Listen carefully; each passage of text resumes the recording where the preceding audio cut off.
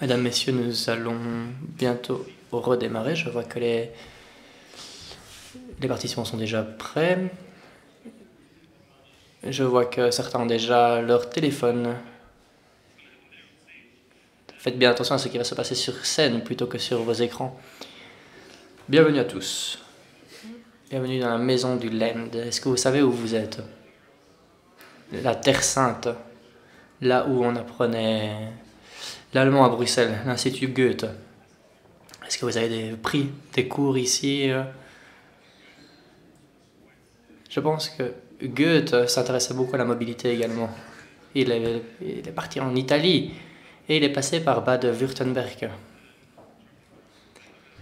Il est passé par Heidelberg et l'un de ses principaux personnages, Faust, est basé sur une personne qui venait de Bade-Württemberg justement. Alors je vais vous présenter les participants d'aujourd'hui. Petite présentation.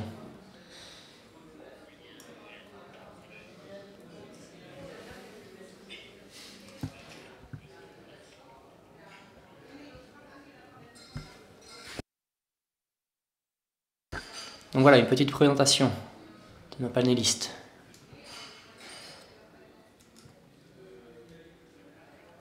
Je vais redémarrer avec une petite introduction.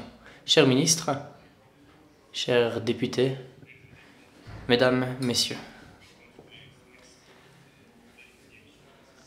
bienvenue à ce nouveau forum Rameuse, deuxième édition. On parle parfois du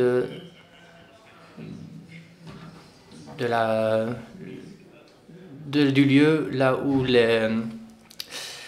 la terre rencontre la mer, où l'Est rencontre l'Ouest. Cette région va devoir relever un grand défi, la décarbonisation d'ici 2035. Un défi unique et il faudra s'adapter. Et il faudra pour cela de l'innovation technique. Nous allons en parler pendant ce panel. Je m'appelle Yann Bollema, je suis président de l'Union Benelux, 3 pays.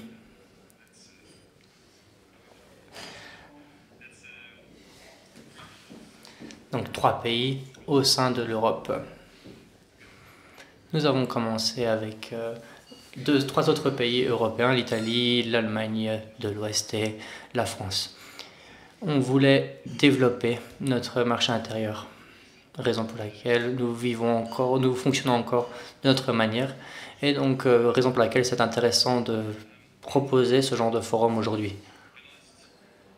Parmi les panélistes, vous pouvez vous considérer chanceux car vous ne pouvez pas avoir de mauvaises réponses aujourd'hui.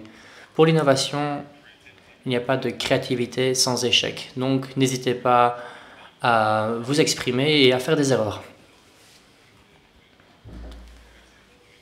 Et ce matin, il y en a déjà eu quelques-uns qui l'ont fait et cela suscite toujours beaucoup de débats. Donc il y a ici des représentants des gouvernements, des universités, des entreprises, du marché privé. Et donc nous allons pouvoir bien débattre. Tout d'abord, nous allons commencer par demander à Monsieur le ministre Herman de répondre à la première série de questions que vous avez eu l'opportunité de préparer. Quelle est l'innovation la plus importante qui a eu lieu durant cette dernière année? Et selon vous, dans quel domaine peut-il y avoir plus d'innovation? Eh bien, au cours de ces dernières années, il y a eu beaucoup de nouvelles innovations. Donc c'est le début d'une révolution. On utilise de plus en plus la nouvelle technologie, les téléphones portables, les smartphones, pour se réorienter, pour s'orienter, pour contrôler des choses également. On voit les innovations dans le domaine de l'automobile, mais également dans le domaine des transports ferroviaires, transports en commun. Pour le moment, à Stuttgart, il y a une construction qui est en cours pour une plateforme de transport, une plateforme numérique. Donc il n'y aura pas les écrans, il n'y aura pas les signaux, qu'on pouvait voir avant dans les transports en commun, dans les trains par exemple, tout cela se fera sur du numérique. Il y a un département qui travaille sur la gestion de la mobilité. Quand j'ai commencé ma carrière de ministre il y a quelques années, il n'y avait pas de responsable pour ces questions et on n'y pensait même pas à l'époque. Mais je pense que les temps changent et l'époque où on pensait que le transport n'était qu'une question d'infrastructure, eh bien c'est du passé, à présent. Aujourd'hui, tous les types de transport, tous les modes de transport doivent utiliser la technologie. On pense que ces deux domaines s'associent, ils peuvent se combiner et il faut également essayer de voir comment combiner tous ces genres de transport au niveau de l'utilisation également. Et donc nous sommes au début de tout un champ de possibilités qui s'offre à nous et cela va changer le monde. Et beaucoup plus que tous les petits changements qu'on a vus jusqu'à présent. Hier, j'ai été à l'inauguration d'un nouveau site et on m'a demandé dans 50 ans à quoi ressemblera le Bade-Württemberg au niveau des transports. Eh bien, je me suis dit que dans 50 ans, ce sera bien différent d'il y a 40 ans. L'heure est à présent.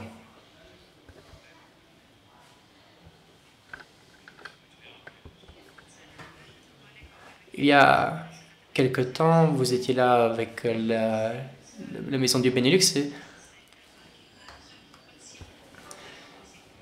et vous, à vos yeux, quelle est votre innovation la plus importante? Bien, en Flandre, il y a beaucoup d'innovations.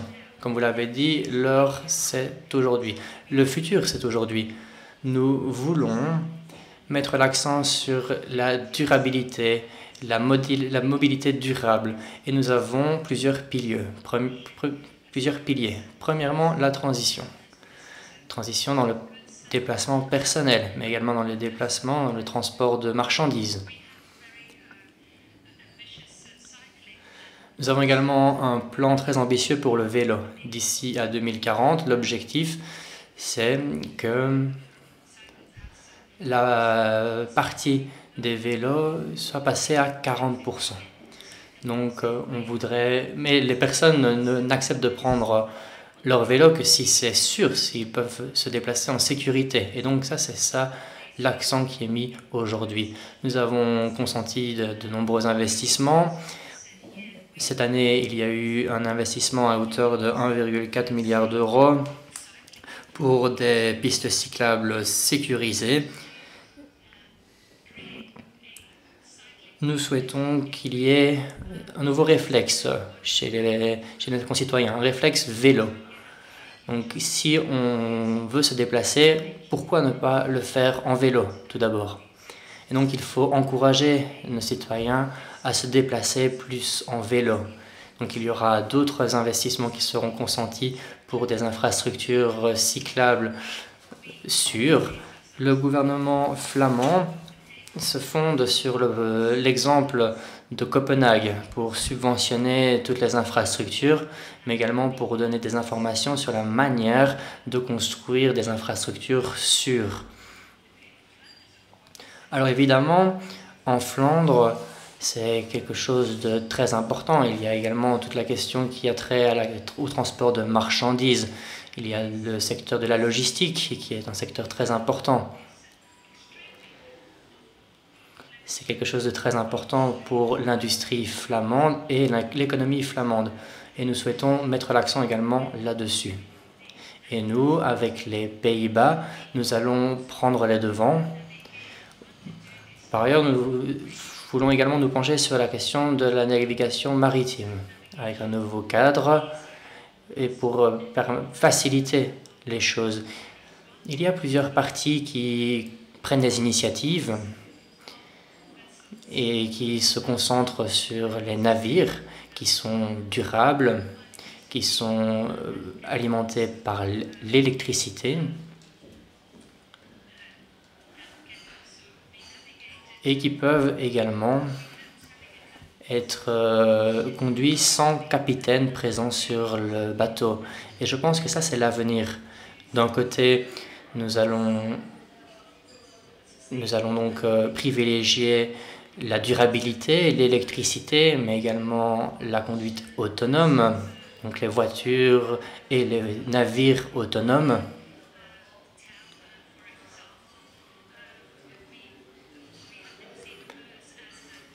On n'a jamais considéré que la Meuse était une barrière, mais c'est plutôt un lieu de coopération, d'opportunité. Par conséquent, nous avons beaucoup de projets novateurs de navettes sur la Meuse, qui pourraient se déplacer de manière autonome.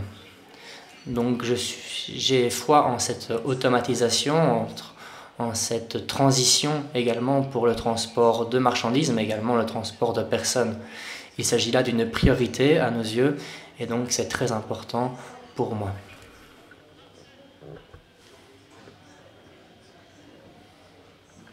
Donc c'est une très belle initiative, essayer de combiner les nouvelles techniques et la nouvelle technologie.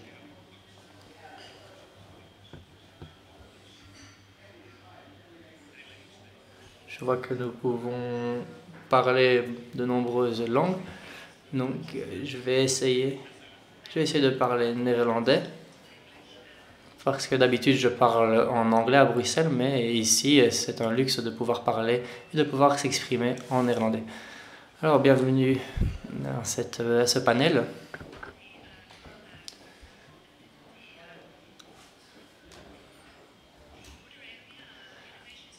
Alors l'innovation est très importante pour vous dans le domaine des frontières. Merci beaucoup. Alors je viens de me rendre compte que je vis dans une ville où il y a la Meuse, dans le sud de la province du Limbourg. J'ai grandi près d'une écluse. Donc ça c'est pour faire le lien entre la Commission européenne, la DG Transport de la Commission européenne et ma vie privée. Alors pour ma part, je n'apprécie pas spécialement la personne d'Elon Musk, mais c'est quelqu'un qui est très important au niveau des voitures électriques. Il a changé nos vies et il va continuer à changer nos vies. Il a investi énormément dans cette technologie, il a pris des risques. C'était un risque évidemment, il y avait le risque d'échouer, mais il a, quoi qu'il en soit, investi énormément d'argent et il a beaucoup travaillé là-dessus. Et il faut comprendre qu'il faut continuer à vivre de manière durable. Alors les combustibles fossiles, ce n'est pas l'avenir. Ça, c'est évident et c'est le cas pour tous les modes de transport. Si on comprend que toutes les 25% des émissions de CO2 sont liées au secteur du transport, eh bien on remarque que c'est vraiment une grande problématique. Et il est important donc de mettre l'accent sur les innovations dans ce secteur. Un autre point important, c'est le partage de données et les voitures autonomes. Donc à l'heure actuelle, c'est encore à la phase d'expérimentation, il n'y a pas encore eu de vrais progrès engendrés, mais là maintenant, il faut encore y avoir un chauffeur, un conducteur, mais quand ce ne sera plus le cas, eh bien, cela va avoir un impact sur nos vies, sur la manière d'organiser nos villes. Donc cela va vraiment bouleverser toute notre société. L'objectif, c'est d'atteindre 70% d'ici 2050. Et cela aura des conséquences sur notre mobilité. Par ailleurs, si on y réfléchit bien, si on regarde de manière plus large, on voit que la mobilité n'est pas quelque chose de résolu. On voit sur le plan transnational qu'il y a encore pas mal de problèmes, il y a encore pas mal d'obstacles, de barrières, et il est très important de trouver une solution pour ce genre de problème, et je suis convaincu que cela va amener des vrais avantages. Alors merci beaucoup.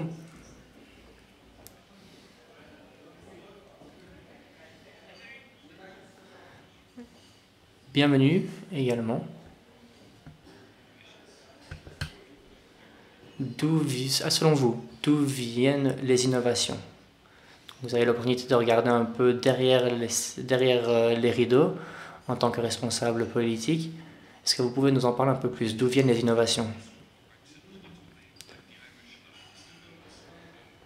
Alors les Irlandais sont encore membres de l'UE et moi et ma femme, nous avons les passeports européens et irlandais. Donc je vais parler en anglais, m'exprimer en anglais. Alors nous avons déjà parlé beaucoup des combustibles alternatifs et on voit ici dans notre ville de Bruxelles, en Flandre c'est un peu plus facile étant donné que c'est assez plat, mais ici à Bruxelles c'est déjà un peu plus compliqué. Il y a également la question d'électrification des voitures, des poids lourds, des bus, mais également des trottinettes ou encore des vélos. Les trottinettes, même si on ne les aime pas, sans batterie, c'est plus difficile. Donc il faut parler de tous ces éléments et cette transition qui s'opère dans différentes manières et pour les différents modes également, tels que le transport aérien et le transport maritime, qui est beaucoup plus difficile à décarboniser. Donc il faudrait également parler d'hydrogène pour ce qui est des combustibles alternatifs. C'est également un élément important. Alors on a parlé de la numérisation.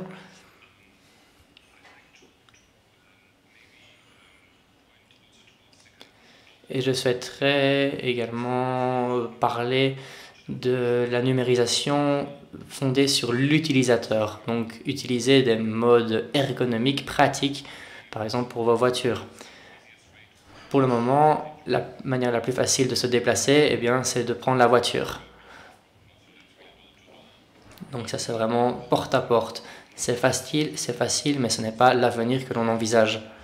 Donc par le biais de la numérisation, nous pourrons garantir la connexion entre différents modes et combiner différents modes de transport. Nous allons donc nous concentrer non seulement sur la technologie, parce que la technologie est déjà là, il suffit de la mettre en œuvre, mais c'est une question d'argent et c'est également une question d'utilisateur. Comment permettre aux utilisateurs d'utiliser facilement des alternatives à la voiture? Par exemple, parfois il y a des options qui sont là, mais ce n'est pas désiré. À Paris, par exemple, il y a tout le problème lié aux trottinettes électriques. Et dans de nombreuses villes, il y a beaucoup de problèmes avec ces trottinettes électriques, mais certains adorent les utiliser. C'est très facile et ça nous permet de nous déplacer sans problème. Donc il faut trouver une solution peut-être un peu moins invasive et plus acceptée que les trottinettes électriques. Pour ce qui est des transports en commun, comment parvenir à aller jusqu'au bout de notre trajet? Parce que souvent, on va d'un aéroport à un aéroport pour le transport aérien. Et puis encore, il faut attendre 15 minutes pour avoir un train. Et puis, il faut attendre encore 30 minutes à la gare pour rentrer chez vous, pour le prochain train. Et donc, c'est de plus en plus, ce qui est de plus en plus important, c'est le côté logistique. Donc, nous sommes tous des humains et donc on veut essayer d'être transportés. Et on voit que de plus en plus de marchandises sont livrées chez le consommateur, donc à la maison. On voit les livraisons à domicile. Et donc il y a des solutions qui apparaissent petit à petit. Donc il faut s'intéresser à la question du porte-à-porte pour les personnes et pour les marchandises, pour éviter que les personnes ne dépendent pas uniquement des voitures individuelles et des voitures qui sont à combustion. Merci beaucoup, merci Monsieur Klimke. Espérons que nous puissions faire plus avec moins. Un jour, vous avez promis une discussion à triple hélice. Nous avons l'honneur d'accueillir le vice-président de l'Université Hauts-de-France. Nous avions déjà eu une pré-discussion avant ce débat. Nous parlons du soutien général. Vous pouvez nous dire quelque chose à propos comment les universités, parce que vous avez aussi des groupements des universités, EUCOR, où vous jouez un rôle. Votre université, ces universités, comment peut-il jouer un rôle efficace en bien informant les decision makers et à la fois pousser l'innovation? D'abord, merci de nous avoir invités. Et puis, je pense que c'est intéressant d'avoir la vision des universités. Je ne sais pas si j'arriverai à représenter toutes les universités, mais j'en espère avoir une partie de l'ambition. Sur l'innovation, moi, je la segmenterai en 3 grandes parties, entre l'aspect technologique, hein, qui est déjà très avancé, qui nous donne beaucoup d'informations. Il y a aussi un aspect qui est très important, c'est les lois. Parce que les lois ne sont pas les mêmes dans les différents pays et c'est parfois des freins, on en a entendu parler beaucoup ce matin. Puis le dernier élément qui est vraiment important, c'est comment l'être humain va accepter cette transition et comment il va y participer à cette transition. Comment finalement il va s'approprier ces nouvelles technologies, et ça c'est le rôle et la facilitation qui doit être apporté.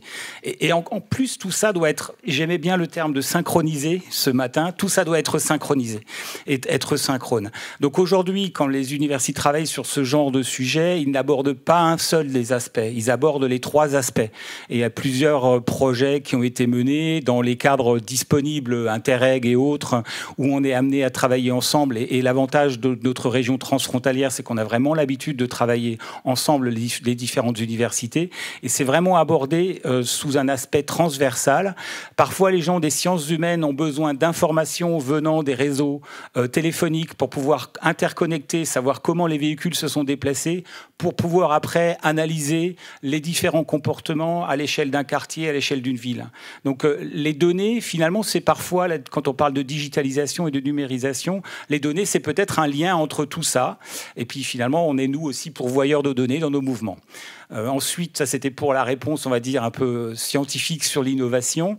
Puis après, comment fonctionnent les universités? Je l'ai déjà un petit peu dit. On a la chance, dans la grande région, d'avoir 2 groupements d'universités. L'université de la grande région, il y a des groupements de l'université de Reims, plus la partie ouest de la région Grand Est et le Nord, avec le Luxembourg et la Belgique. Et puis, je connais mieux le modèle EUCOR, puisque en fait, l'université de Haute-Alsace à Mulhouse et Colmar participe avec Strasbourg, le KIT, Fribourg et Bâle à cette université d'EUCOR qui est structurée depuis plusieurs années dans le cadre d'un GECT, donc une identité administrative qui permet d'accéder à des financements et puis surtout de structurer, et on a un plan stratégique de 4 ans en 4 ans sur des axes stratégiques scientifiques. La durabilité étant un axe stratégique, les identités européennes, c'est un axe stratégique, la médecine personnalisée.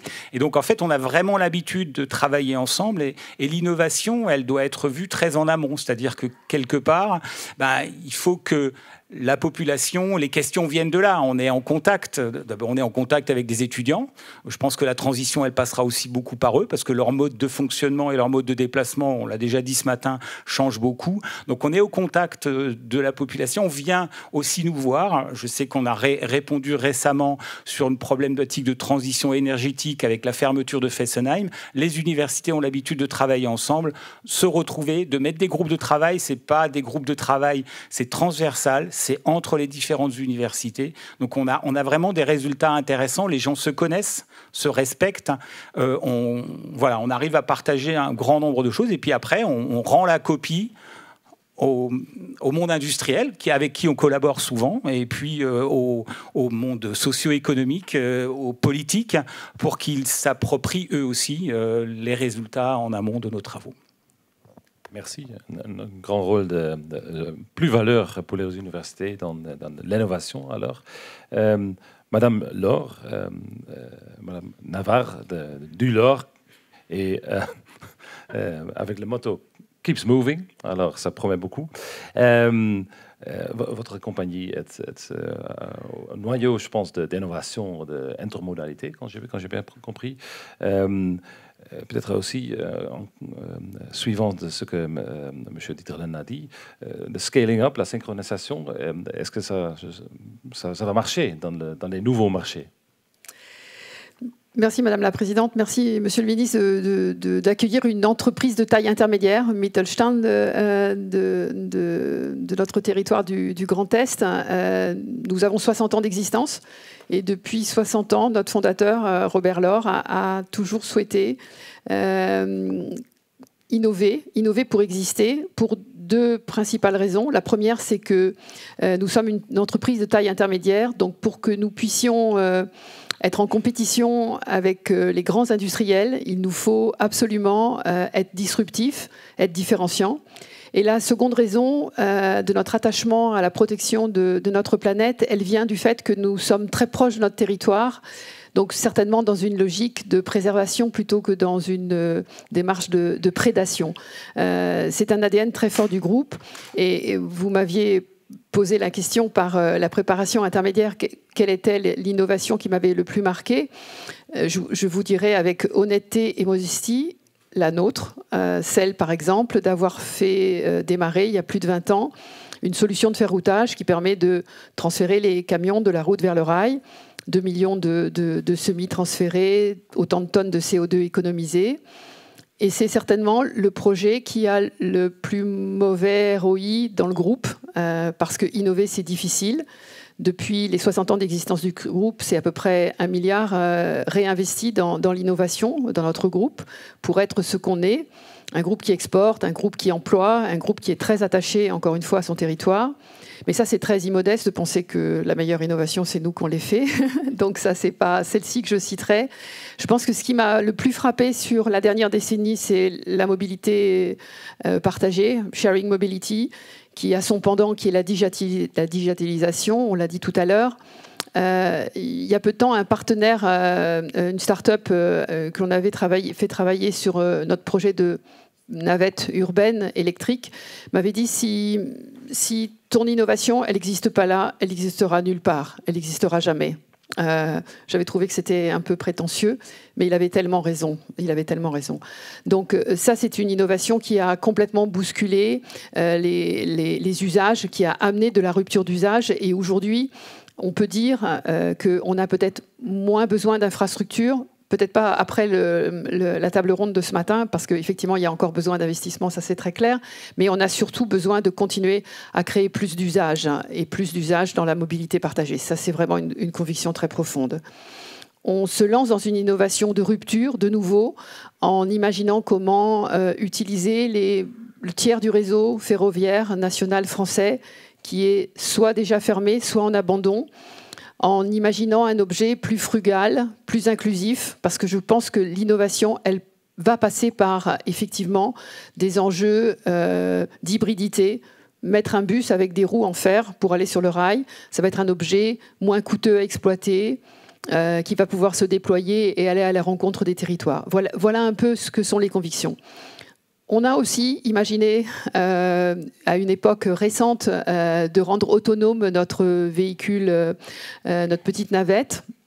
On a épuisé 2 acteurs. On a effectivement constaté, avec les plus grands, puisqu'on a travaillé avec Mobileye, l'israélien, et avec Torc Robotics, l'américain, que les obstacles ne sont pas venus là où on les attendait. Nous, on pensait que le sujet de la régulation, que le sujet de la responsabilité allait être des sujets très importants, que l'aspect social de ces navettes autonomes allait peut-être bouleverser la compréhension qu'en avaient les acteurs, que ce soit les passagers ou les conducteurs, dont le métier allait disparaître. Et puis finalement, après la crise Covid, l'arrêt complet est venu de l'approvisionnement en microprocesseurs. Je voudrais vous envoyer un témoignage assez important. Nous sommes une partie de la souveraineté de l'Europe à travers la souveraineté industrielle. Et nous avons une cruelle dépendance, que ce soit pour les batteries, que ce soit pour les microprocesseurs. Le secteur du transport est un secteur qui est à la peine et il faut absolument qu'il y ait une réaction si on veut que les innovations et les ruptures puissent continuer à se faire. On a les people, on a les gens, parce qu'on a les meilleures universités du monde. On accueille régulièrement des doctorants. Et on est très fiers qu'ils deviennent de nos collaborateurs. Mais il faut absolument penser à la souveraineté industrielle de l'Europe. Ça passe par une réintégration de la chaîne de valeur. nous qui sommes petits, on est peut-être moins fragiles parce que ça fait longtemps qu'on sait travailler avec notre territoire, mais il n'y aura pas d'innovation si on n'est pas réactif sur ce sujet-là. Donc, pardon d'un témoignage un peu en demi-teinte. On ne manque pas d'ambition, mais on sait que quand même l'heure est assez grave. Je pense qu'il ne faut pas se pardonner pour un cri de cœur dans ce cas-là. Je pense que la salle est avec vous. J'ai aussi vu quelqu'un très enthousiaste quand vous avez parlé des traces de train pas utilisées, die Schienentrassen, die nicht benutzt waren. Da hatten Sie, glaube ich, Vous voulez parler des voies ferrées qui ne sont pas utilisées, c'est bien ça? Alors, ce n'était pas l'idée principale de mon intervention, mais je pense qu'il est important de parler aussi de pourquoi est-ce qu'on a besoin d'innovation. Ça ne doit pas être juste une fin en soi. Et il y a aussi la possibilité de partager cette innovation. Une innovation dans la mobilité. En plus d'innovation technologique, on a besoin d'innovation sociale. Et par exemple, le dernier kilomètre peut se faire en navette. On est dans un monde de plus en plus numérisé et on peut avoir des navettes autonomes. Et dans certaines zones où ça coûte cher et c'est difficile de créer un service de transport public, alors là, on pourrait avoir de petits véhicules qui sont autonomes et qui permettent donc de créer des transports en commun et qui peuvent être personnalisés, individualisés. C'est important d'utiliser ces innovations technologiques pour répondre à nos besoins. Nous avons d'abord besoin d'une bonne mobilité à la ville comme à la campagne. La mobilité doit être accessible à tous et à toutes, doit être respectueuse de l'environnement et être accessible. Et bien sûr, cette mobilité doit aussi être accessible d'un point de vue financier pour nos citoyens. Les innovations technologiques peuvent nous aider, mais pas seulement les nouvelles technologies, les anciennes technologies aussi. Vous avez parlé de ce dernier kilomètre qu'on peut encore faire à pied, par exemple. Nous, dans le Baden-Württemberg, nous avons 5 objectifs. On veut doubler les transports publics et on veut que d'ici 2030, le secteur automobile soit neutre d'un point de vue climatique.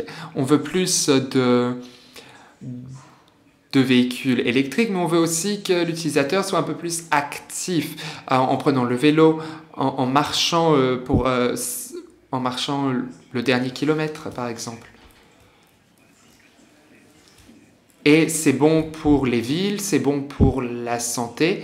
Et ça, ce n'est pas une innovation technologique, c'est une innovation sociale qui, en fait, serait redécouvrir ce qu'on a commencé à oublier. Le fait qu'on peut nous-mêmes se déplacer. Oui, voilà. Et voilà, j'ai mes enfants qui rentrent à la maison en utilisant avec toujours leur nez sur leur téléphone. Donc ça, c'est une innovation technologique de grande ampleur.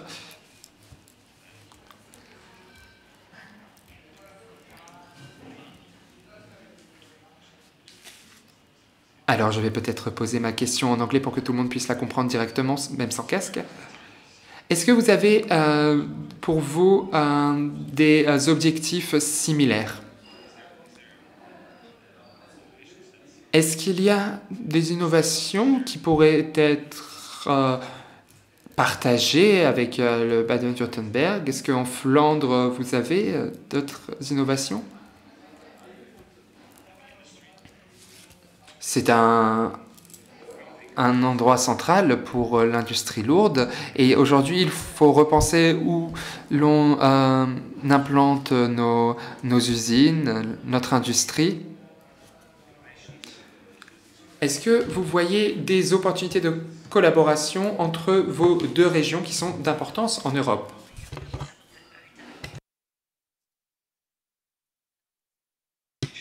On entend beaucoup parler des différents défis. On est vraiment des pionniers en la matière. J'ai déjà parlé de ça pour la Flandre. Et pour ce qui est du trafic fluvial, eh bien, on investit déjà dans des bateaux intelligents, des navires intelligents, de la communication intelligente. Et la coordination, la communication entre ces trois facteurs, ça signifie qu'on va pouvoir transporter nos biens de manière plus efficace. On dirigera tout de manière centralisée. On aura un système automatisé de ponts amovibles. Et on pourra ensuite inclure toutes ces innovations dans ce projet. Si on n'a pas et si on pouvait avoir des navires autonomes, alors ça permettrait de compléter ce projet. On travaille depuis 2019 là-dessus avec les Pays-Bas, depuis 2019 donc, et je pense que la Belgique et les Pays-Bas sont des pionniers en la matière en Europe. Vous avez aussi parlé de navettes autonomes. C'est quelque chose, on aimerait se concentrer là-dessus, pour le transport de passagers. Mais il faut aussi se concentrer sur la réglementation en termes d'assurance, de responsabilité. Tout cela, il faut en parler. Dans certaines villes, on a déjà des navettes autonomes pour certains trajets. Et en Belgique, ce n'est possible que sur des terrains privés lorsqu'il n'y a pas d'autres modes de transport sur la route. Et donc, il faut qu'on apprenne les uns des autres pour pouvoir avancer ensemble en Europe, pour s'assurer que toute l'Europe devienne pionnière en la matière. Et pour ce qui est du premier et du dernier kilomètre, eh bien, on a mis en place un plan de mobilité pour faciliter des projets. En fait, c'est un lien vers une application qui permet de vous dire comment est-ce que vous pouvez vous rendre d'un point A à un point B avec tous les modes de transport, les vélos partagés, etc. Et en seulement quelques clics sur votre téléphone, ou via la plateforme de mobilité, eh bien, vous pouvez trouver comment vous rendre à votre destination. Vous y voyez toutes les différentes possibilités. Vous pouvez aussi acheter vos tickets ou réserver un transport. Donc on travaille tous dans le même secteur, mais on peut apprendre beaucoup les uns des autres.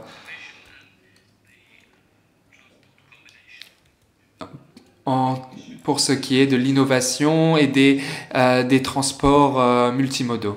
Je pense qu'on peut apprendre les uns des autres et s'aider mutuellement. Oui, merci beaucoup.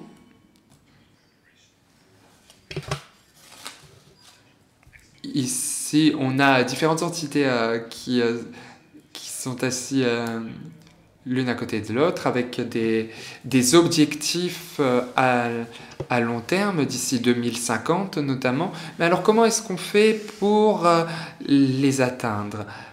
Est-ce que l'Union européenne promeut aussi l'innovation, incite aussi à l'innovation?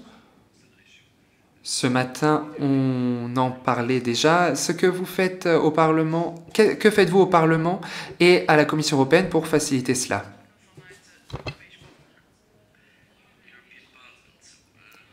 Alors, pour le Parlement européen, on se concentre sur l'innovation.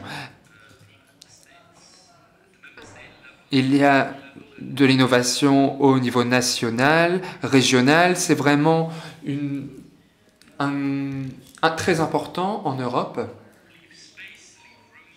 Et bien sûr, il faut laisser de la place à cette innovation. Je faisais partie de l'équipe de négociation sur l'industrie maritime et on n'a pas encore décidé le carburant qu'on utiliserait à l'avenir. Ça peut être l'hydrogène, le méthane, l'ammonium. Et voilà, ça dépend des décisions économiques que l'on va prendre. Ça dépend de si on doit partir d'ici pour aller en Islande ou en Norvège. Et donc, il faut créer des législations qui laissent une marge d'innovation possible.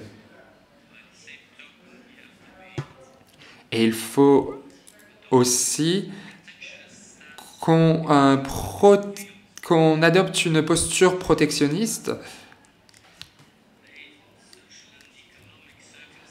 Les conséquences, il faut que cette réglementation permette à nos entreprises de rester concurrentielles. Est-ce que l'on veut si l'on veut être le continent le plus durable, alors bien sûr, ça crée des tensions. Alors le Parlement européen, avec la Commission européenne, doit trouver le moyen de le faire. Bien sûr, c'est compliqué. Nous avons déjà les pièces du puzzle, maintenant il faut les assembler.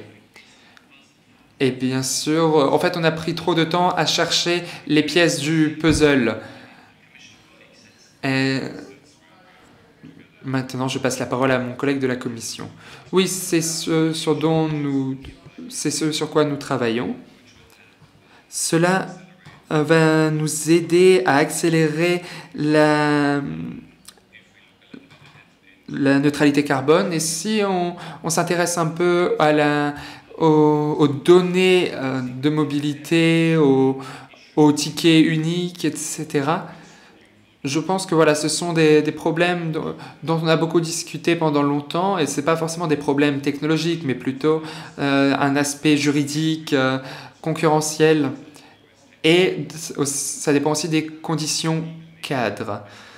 Les conditions cadres sont souvent économiques, juridiques, et donc c'est un vrai problème sur lequel il faut travailler.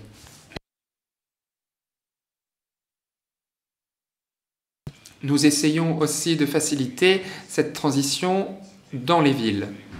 La subsidiarité est très importante. Nous n'allons pas dire à chaque ville ce qu'elle doit faire. On ne veut pas le faire, on ne va pas le faire. Mais on veut faciliter les discussions et les échanges entre les villes. On a créé un groupe d'experts sur la mobilité urbaine qui a commencé son travail en octobre de l'année dernière. Et nous avons discuté avec les villes, les États membres, les représentants de différentes entités, et on s'est rendu compte qu'il ne faut pas seulement parler du vélo, ou de la marche, ou des transports publics, mais surtout de comment tous ces domaines peuvent interagir dans les zones urbaines. Parce qu'en fait, on est un peu limité en termes d'espace. On a optimisé l'espace public pour les voitures. Alors maintenant, comment est-ce qu'on peut mieux utiliser l'espace et dire, voilà, cet espace est réservé pour les vélos, mais quels vélos? Les vélos électriques, les vélos cargo, et cet espace peut-être pour les trottinettes, etc. Donc il faut remodeler l'espace urbain pour pouvoir atteindre cette transition, pour pouvoir permettre aux citoyens de marcher s'ils le veulent, prendre le vélo ou de prendre leur voiture quand on a vraiment besoin de prendre la voiture. Donc c'est un défi, on essaye vraiment d'aider les villes et de faciliter les discussions pour voir quelles sont les solutions possibles. Alors vous avez dit que vous aidez les villes, mais finalement, est-ce que vous avez un exemple concret de ce que font les villes avec votre aide ? Encore une fois, la réponse est condition cadre. Nous avons proposé, et nous sommes en train de finaliser cet acte juridique, une réglementation avec sur les 434 grandes villes, eh bien, elles devront avoir un plan de mobilité durable ces prochaines années avec... et voilà, on essaye d'avoir cet acte juridique avec des conditions, ce que ça veut dire d'avoir un plan de mobilité durable, et puis ensuite on laisse une marge de manœuvre pour les villes. Pour certaines, c'est peut-être construire un métro, ou alors transport aérien pour certaines villes même. Mais il faut respecter certaines conditions, et nous voulons aussi aider les villes à analyser leur progrès, voir quel est le mieux pour eux, pour leur réussite.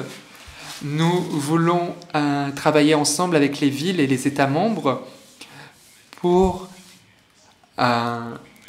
aider les villes à analyser leur réussite et analyser les données. Et on ne veut pas le faire pour comparer les villes, parce qu'on sait que ça ne va pas être productif, ça ne va pas fonctionner, mais pour aider chaque ville à progresser, chacun à son rythme. Merci beaucoup pour cette réponse. C'est la dernière question, et ensuite je laisserai la parole je vous laisserai la parole à vous pour quelques questions dans la salle.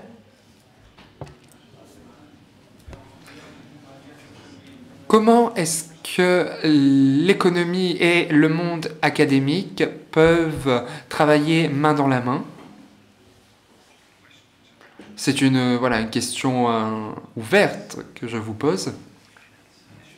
Est-ce que c'est un problème d'investissement? Est-ce qu'on a des collaborations transfrontalières entre les universités? On a des personnes ici qui sont là de la Banque climatique, qui représentent la Banque climatique. Voilà, je vous laisse la parole. On regroupe ça sous le terme de transfert de technologie en France et ailleurs dans la région. Comment les innovations sortent des universités pour aller dans l'industrie. Un lien simple, et ça a été dit tout à l'heure, on a l'habitude d'avoir des chercheurs dans l'industrie. Ça, c'est un moyen classique en France, en Allemagne aussi, où des chercheurs travaillent sur des projets communs, sont payés par l'industriel, il y a des accompagnements, donc ça marche plutôt bien. On a rarement des ratés sur les demandes de projets de ce type de financement-là. On a aussi... parfois des projets beaucoup plus importants qui sont structurants autour de laboratoires communs en France. Je ne connais pas exactement si le modèle est exactement le même en Allemagne, mais on a des outils qui permettent de travailler directement en collaboration avec les industriels. Donc ça, c'est quelque chose qui fonctionne assez bien. On a d'ailleurs fait une étude et on a travaillé ensemble dans le cadre d'Eucor de la région du Rhin supérieur avec, donc il y avait Eucor et Trirénatech sur un projet de transfert de technologie. C'était un projet Interreg qui s'appelait Cature. On aura une nouvelle version qui va démarrer, on est en train de la construire, sur comment est organisé le transfert de technologie dans les différents domaines dans le Rhin supérieur. Alors ça peut être du côté français, ça peut être du côté allemand ou du côté suisse, mais c'est souvent en collaboration. Donc là, on a des outils communs, on a des plateformes qui permettent de voir les compétences des universités. Donc ça, c'est important aussi de faire savoir quelles sont les compétences. Aujourd'hui, en France, je connais mieux ce modèle-là, c'est normal, on a aujourd'hui un accompagnement, il y a une vraie volonté à travers un accompagnement, ce qu'on appelle les pôles universitaires d'innovation. On a la chance en Alsace d'avoir une bonne structuration sur la continuité, on va dire, de l'innovation vers le transfert. Pour bien connaître le KIT, c'est énormément intégré dans le KIT, puisque c'est le modèle du KIT un petit peu. Donc en fait, on a vraiment ces outils-là. Donc même si à chaque fois, on rentre dans des sortes de compétitions pour pouvoir aller accéder à des financements. C'est fatigant, c'est jamais garanti. Je comprends qu'on challenge les gens, c'est tout à fait normal, mais je peux vous dire que nous, les universitaires, on arrive à travailler ensemble et on n'est pas toujours à être opposés les uns des autres, comme les industriels arrivent à travailler ensemble, n'ont pas envie d'être toujours opposés les uns des autres. Je pense qu'à un moment donné, c'est une question de confiance. On met beaucoup de temps à rédiger les projets, beaucoup de temps à reporter sur ces projets-là, à expliquer ce qui a été fait. J'ai envie de dire, on montre qu'on peut nous faire confiance, donc faisons-nous confiance les uns les autres. Je pense que ça, c'est un élément important aussi, si on veut aller vers le transfert. Donc, voilà, je dirais, il y a des éléments, il y a des difficultés aussi parce que, justement, il faut monter des projets, on passe énormément de temps. Aujourd'hui, beaucoup de chercheurs se disent plutôt à chercher de l'argent qu'à monter des projets de recherche. Bon, ça fait partie du jeu, on l'accepte, mais on voit qu'il y a des différences parfois et accéder à des gros projets européens, c'est important aussi, là, justement, des journées comme ça, de pouvoir construire des projets ensemble, identifier des thématiques vraiment où on peut mettre beaucoup de gens autour de la table, les gens collaboreront. On a beaucoup d'exemples sur les projets Interreg. C'est vraiment un bon outil, même s'il est quand même assez lourd en termes de management. Il faut, voilà, c'est ce que je pourrais dire. C'est faisable, ça marche pas mal, mais ça pourrait être simplifié. Voilà. Excellent. Et je pense que c'est aussi un exemple où la région transfrontalière est vraiment utilisée par les universités qui travaillent ensemble. That's maybe also a little bit an answer to the dilemma that often people in the regions have the feeling that everything. Et souvent, on a l'impression que ça ne fonctionne pas toujours, mais en tout cas, dans le monde académique, d'après ce qu'on a dit, ça a l'air de fonctionner. Et additionner au débat, la première, c'est que l'innovation, elle est d'abord le fruit d'un travail de collaboration. Ça, on vient de le souligner avec les universités. C'est un travail très inspirant. Il faut imaginer que la nouvelle génération de collaborateurs qui nous rejoignent, ils nous rejoignent pas pour ce qu'on est, ils nous rejoignent pour les projets qu'on porte. Donc aujourd'hui, à tous les niveaux de l'entreprise, que ce soit d'un soudeur, d'un chaudronnier ou d'un doctorant, la nouvelle génération, elle a besoin d'être inspirée. Elle nous rejoint parce qu'on a des projets qui leur parlent, qui parlent du monde de demain, un monde plus frugal, un monde durable, un monde soutenable.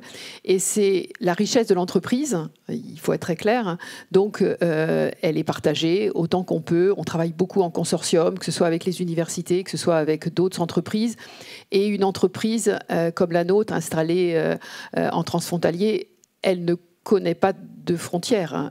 Donc, on travaille tous les jours avec le Luxembourg, avec l'Allemagne, avec notre territoire.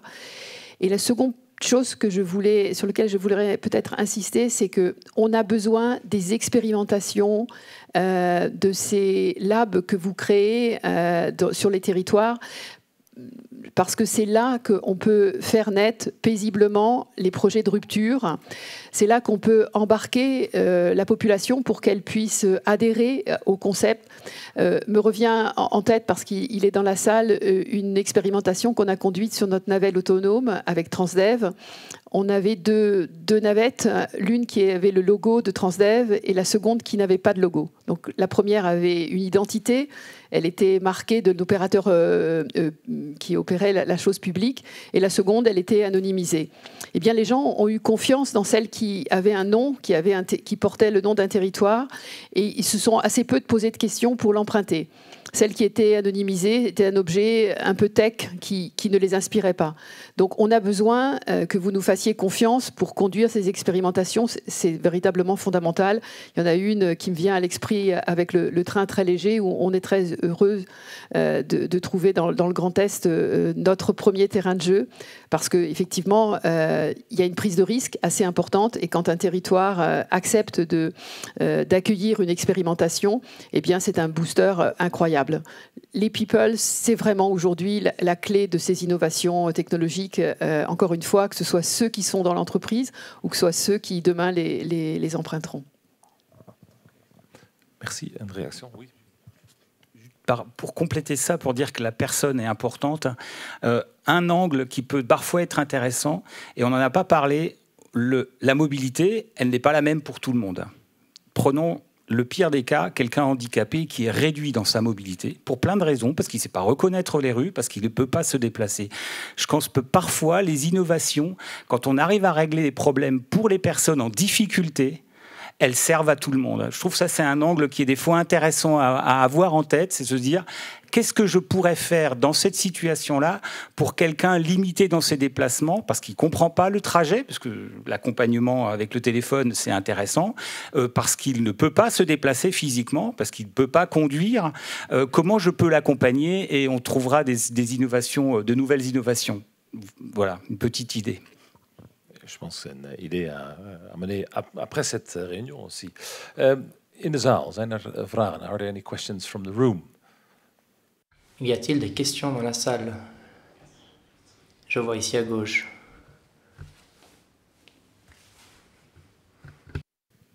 Please, Hello, please say where you're from. my name is John Worth.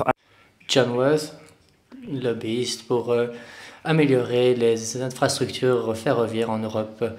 Et je me suis déjà exprimé, et j'ai déjà voyagé beaucoup en train en Europe. J'ai une question pour Madame Ferratax, parce qu'il y a une vraie innovation au sein de l'infrastructure ferroviaire européenne. Un site internet où on pourrait acheter des billets de train pour toutes les compagnies ferroviaires d'Europe. Il y a déjà de la réglementation en Europe, mais est-ce qu'une nouvelle ne pourrait pas résoudre ce problème? Quelle est votre opinion? Est-ce que cela va être ravagé par des volontés d'entreprise, ou est-ce que ça va être trop difficile de faire promulguer cette législation? Très bonne question. Tout d'abord, bravo d'avoir autant voyagé en Europe, d'avoir réussi à franchir toutes les frontières en Europe en train.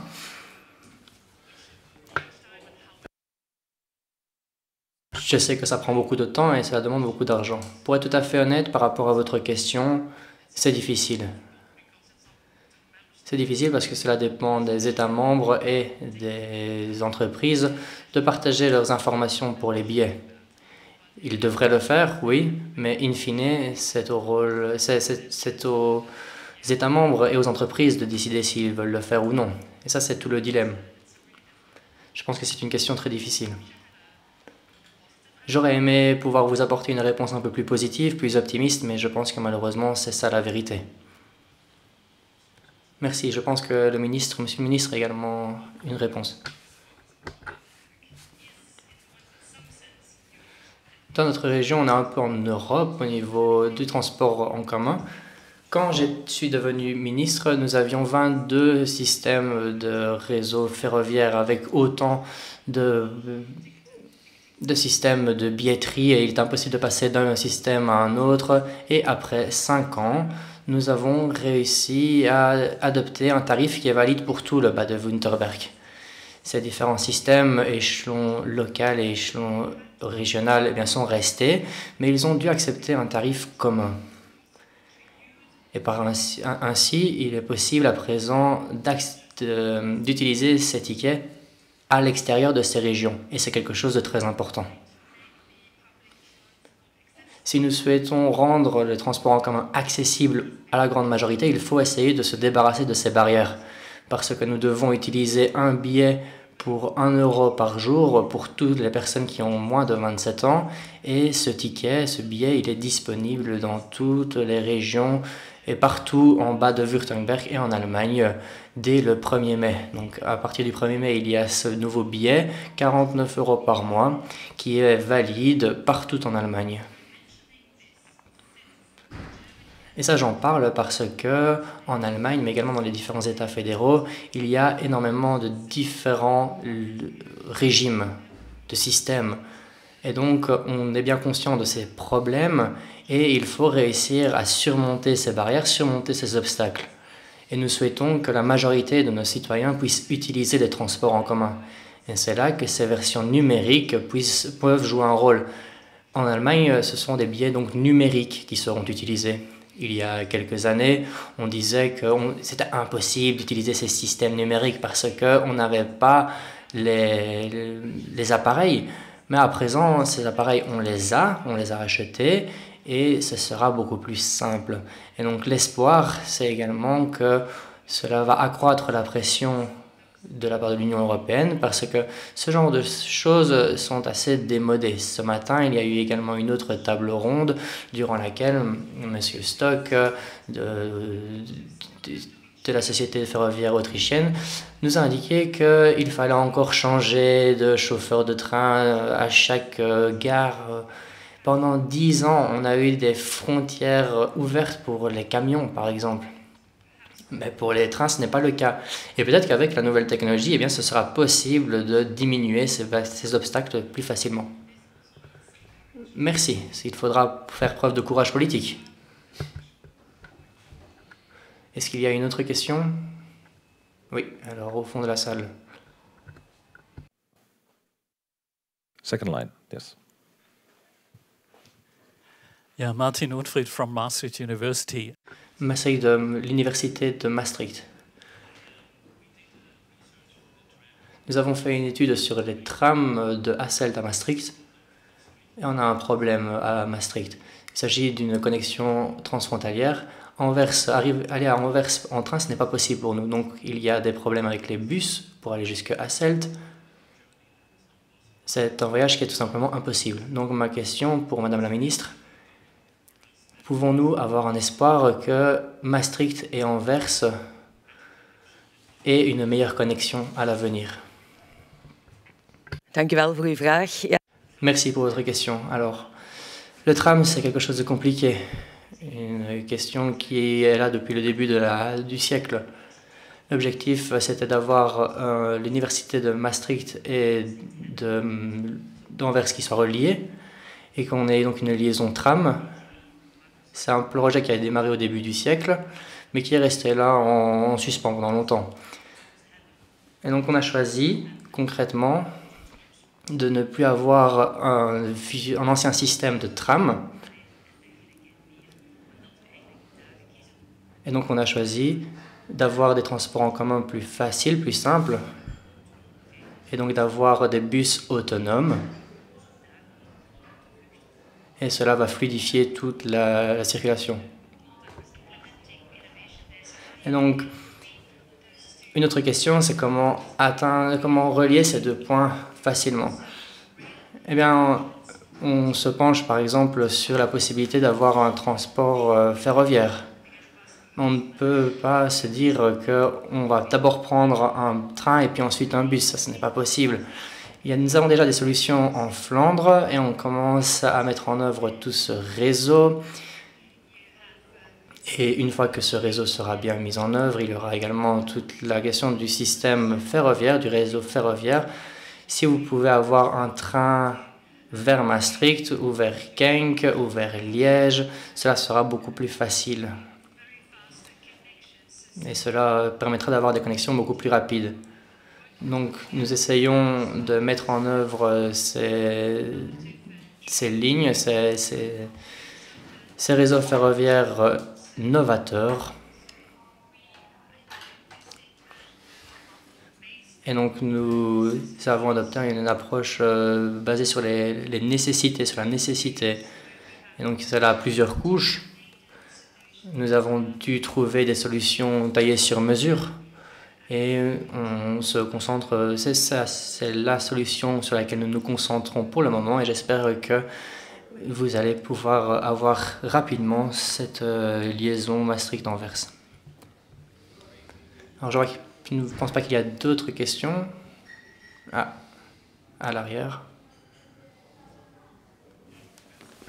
Europe, je voulais revenir sur l'une des innovations, parce qu'on a parlé de beaucoup de choses différentes, beaucoup de moyens de transport différents, et je voulais revenir sur l'une d'entre elles qui est probablement l'une de celles qui a le plus marqué peut-être les Européens en général, l'une de celles qui est la plus peut-être accessible financièrement aussi, c'est le changement du rôle du vélo, qui d'ailleurs en Grand Est a une importance. Il y a une stratégie vélo.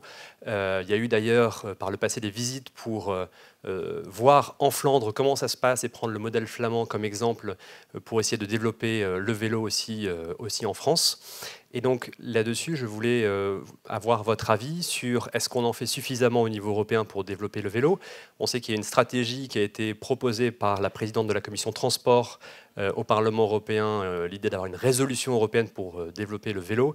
Donc le sujet du vélo a été mentionné tout à l'heure, mais est-ce qu'on en fait suffisamment au niveau européen? Est-ce qu'il faudrait une alliance, parce que la Commission européenne a lancé des alliances parfois dans certains secteurs, notamment au niveau industriel, sur le photovoltaïque, sur l'hydrogène ou autre. Est-ce qu'on en fait suffisamment? Est-ce qu'il faudrait une alliance des acteurs européens pour en faire plus sur le vélo, au niveau aussi bien industriel que du développement de tout ce qui est infrastructure pour le vélo? Merci. Who wants to answer first? Okay, Mr. Glenn.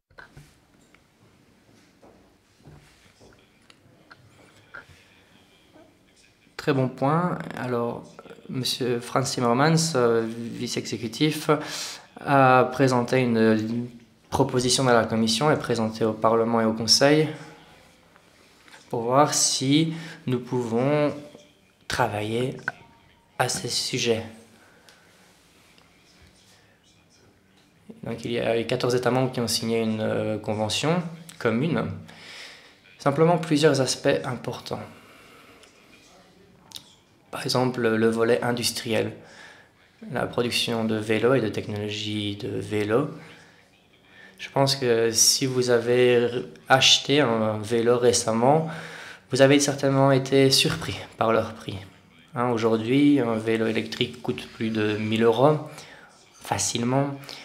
Donc, il s'agit là d'un facteur industriel très important. Un autre volet important, c'est les infrastructures. Troisième volet, la sécurité dans les villes, dans les parkings. J'ai vu qu'il y avait quelques semaines à Amsterdam un grand parking de vélos, un parking souterrain où on peut également faire réparer notre vélo en même temps. Donc c'est une superbe infrastructure. Il y a de nombreux aspects donc, à cette question. Tout d'abord, nous souhaitons nous concentrer sur les principes généraux de cette déclaration et ensuite essayer de formuler des propositions concrètes, des mesures concrètes. Donc nous avons un groupe de travail qui s'est penché sur la mobilité active, la marche à pied, les vélos et tout ce qui a trait à la sécurité de ces types de mobilité. Donc nous allons plus tard entreprendre des actions concrètes en la matière.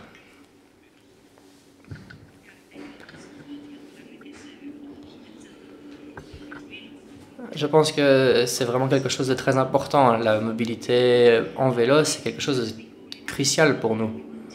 La mobilité douce, c'est comme ça qu'on l'appelle. On souhaite faire la promotion donc, des vélos.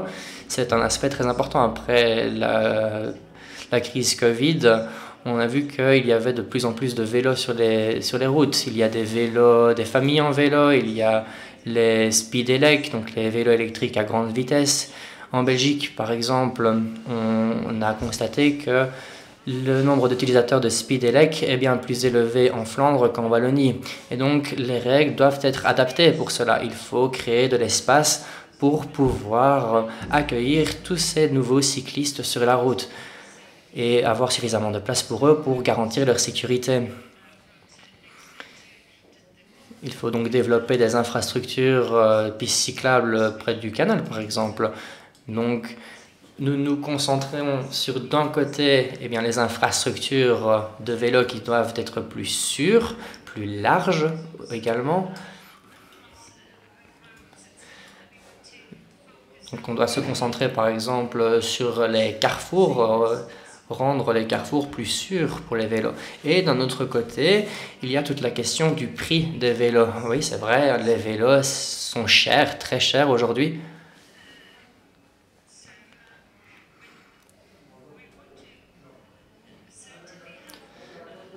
Donc, nous souhaitons nous pencher sur la question. Nous voulons essayer de voir s'il est possible de passer d'un mode de transport à un autre. Donc, il faut également se pencher sur la question des points de réparation des vélos ou encore les points de recharge pour les cyclistes avec leurs vélos électriques. Mais la question de la sécurité reste la question cruciale. Il y a de plus en plus de vélos et malheureusement, on constate également que le nombre d'accidents de cyclistes augmente considérablement. Et on ne peut pas accepter cet état de fait. Et on ne peut pas simplement dire « Ok, plus de cyclistes, donc plus d'accidents ». Non, il faut faire preuve de vigilance, il faut essayer d'éviter ces accidents.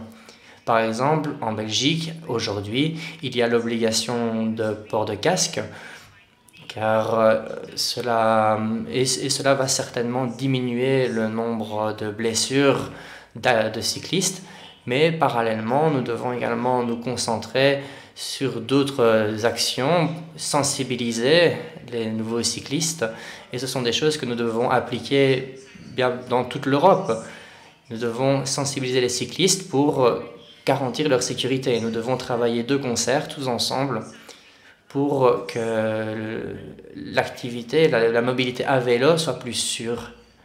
Et nous coopérons avec les autres pays pour que la mobilité à vélo, le cyclisme, soit plus sûr. Il y a encore beaucoup de travail, mais nous allons continuer à travailler dessus.